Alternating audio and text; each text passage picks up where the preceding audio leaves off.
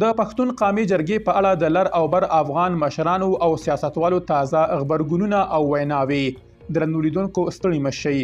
د پښتنو په قومي جرګه کې د باجوړ وګړو لپاره په جوړه شوې خیمه کې دینپو مولانا خانزیب ویلي پښتنه دا ده چې د پاکستان په نورو برخو کې امن کار او ټیکاو شته، خو په پښتون میشتو سیمو کې ولې نه امن شته، نه روزګار او نه هم نورې اسانتیاوي.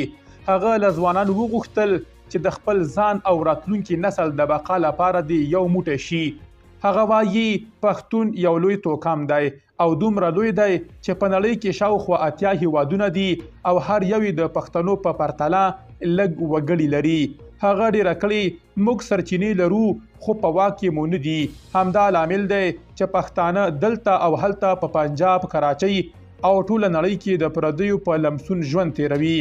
په ولسواکۍ کې د افغانستان د ملي امنیت شورا سلاکار رنگین دادفر سپنتا د پښتنو توکمیزې جرګې په اړه ویلي دا لومړی جرګه ده چې د واکمنانو په امر نه بلکې د ښځو او نارینه‌و د عدالت غوښتنې پر بنسټ جوړیږي.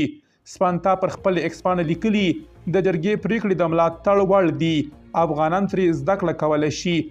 د ولسواکۍ دغه لوړپوړي چارواکي لیکلي چې په خیبر پښتونخوا کې د پښتنو اوسنۍ جرګه د مظلومو ولسونو تر ټولو ستره دیموکراتیکه مظاهره ده.